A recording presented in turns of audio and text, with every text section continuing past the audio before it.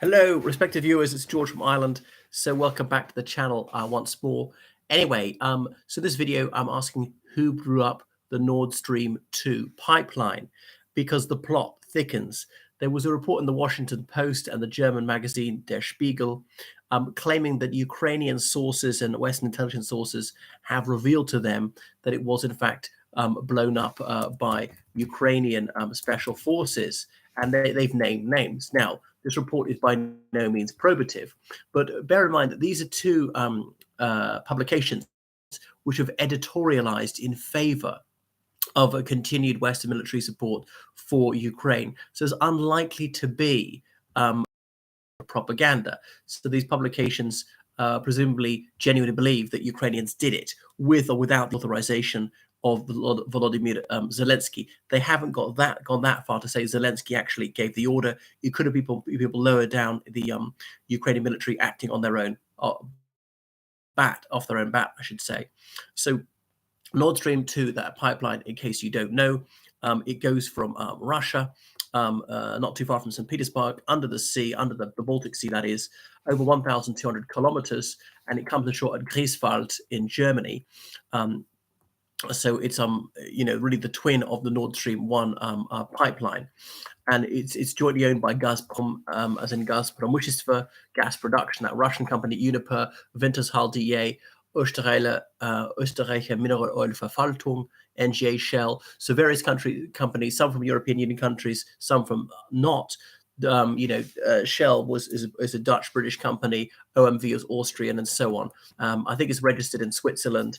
Okay, so it will provide cheap gas to Germany and some other European Union countries. There's going to solve Germany's energy problems long term, since they transitioned out of nuclear energy about 10 years ago after the Fukushima disaster in Japan. So the United States had lobbied very hard against it, saying you'll be over a barrel, you'll be subject to energy blackmail from Russia. But there was a less than selfless motive on part of the United States. They wanted to keep their European partners continue to buy American gas exports. But then there was that explosion in September 2022. Was it an accident or was it sabotage? I mean, almost certainly it was sabotage, because the Danes and the Swedes, it passed through their territorial water. They detected 4 leaks happening almost simultaneously on Nord Stream 1 and Nord Stream 2 and so on. And it's been extensively investigated, but mostly people have not actually pointed the finger. Anyway, there have been rumors in the press for some time that Ukrainians did it. Well, like any crime, cui bono, right? Who benefits from this one? Well, the Russians doing it to really cut the European Union's offer from their oil and gas. But wait a second, Russia wants to continue selling it because then they make money, and they can say to the Europeans, if you don't behave, we can switch off your heating in winter. Now, Russia can't quite do that, but they can make the price go a lot higher. I remember the first year of the war, 2022, people were really worried coming to that winter. Energy prices were high, they were going to go even higher. Actually, that didn't happen. Economically, yes, it was painful, but it didn't break the European Union. But nevertheless, the European Union's resolve is brittle, and it could be eroded over time. It's already being eroded. For the economic cost of the war, by the idea that tens of thousands of Ukrainians are dying, tens of thousands of Russians, and there's really no end in sight. This war could grind on for several more years. It's really a consensus is going to go on till January 2025 at least. We see if Biden's reinaugurated or Trump comes back. And then after that, well, I won't speculate, but it could go either way. It could, either one of them being made president in the US could end the war quite soon, or could cause it to go on much longer. Anyway, so various respected journalists like Seymour Hersh, they've opined on this one. So Russia has unusually called for a Security Council of the United Nations to investigate this, and that's not the kind of thing they like to do. They normally like to close down investigations when they're guilty about chemical gas attacks in Syria. No, that can't be investigated. I wonder why. So this one, they might genuinely be innocent, as in there wasn't much of an incentive for them to blow it up. Whereas Ukrainians, if then European Union countries know they can't get gas from Russia, oh well, there's little point in appeasing them. But on the other hand, perhaps that was too risky on Ukraine. Don't bite the hand that feeds you. Ukraine gets 6 billion euros a month from the European Union to fund its essential operations, pay salaries, pay for vital maintenance and stuff like that. And if it weren't that for that, they'd all be over a long time ago. So they get about 55% of their military equipment from the United States, and almost all the remaining 45% is from the European Union or the United Kingdom. So by blowing up a valuable asset, which is owned by European Union countries, the Ukrainians could really hack off EU countries and that were crucial to them. But maybe the Ukrainians concluded that this war is so risky anyway, you're just going to have to take that gamble. It's worth it because you know that then the EU countries are not dependent on Russian gas so much because they just can't get it even if they want it at any price. Okay, Russia can ship it, but that's more difficult. There's a limited capacity to take that in.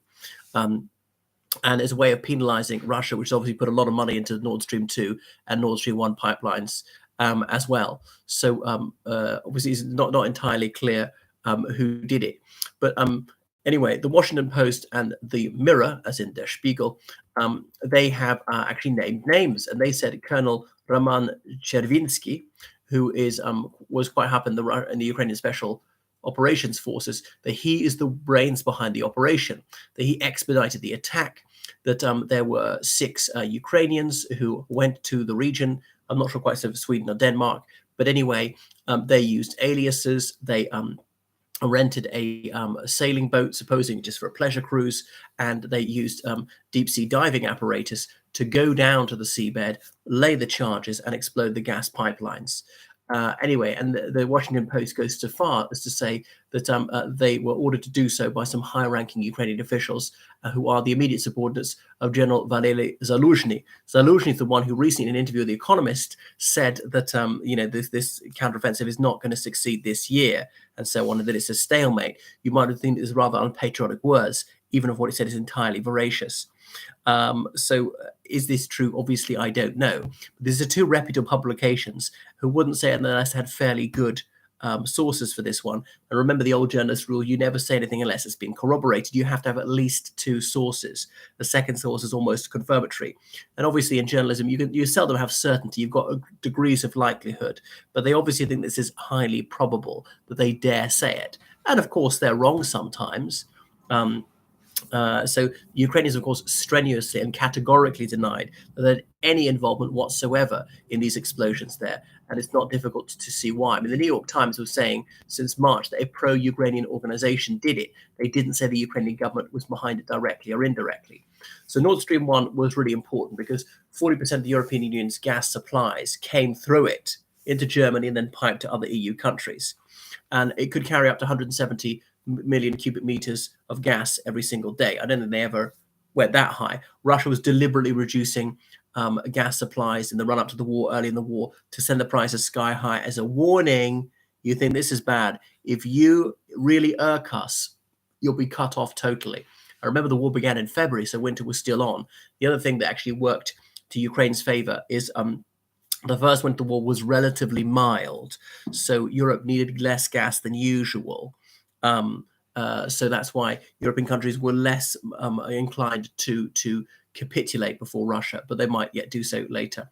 And Nord Stream 2 was going to have 110 billion cubic meter capacity, I think it was per annum, but it was actually never went ahead because it was very close to being certified, and then Russia on the, when was it, 22nd of February, notoriously recognized Lugansk and Donetsk, these so-called People's Republics, as independent countries. And remember where here you heard it first, I said that's preparatory to their annexation, absorption into the Russian Federation. So, I'm a fervent and farouche advocate of Ukrainian freedom. But again, I actually do buy this argument. I do think it's more likely than not that Ukraine is behind this, even if it wasn't with their commander-in-chief's authorization. So please tune in. Thank you, everybody, for watching, and make sure you donate to the channel with the greatest liberality. Follow me on Patreon, donate on PayPal, georgecallahan79@gmail.com. Bye.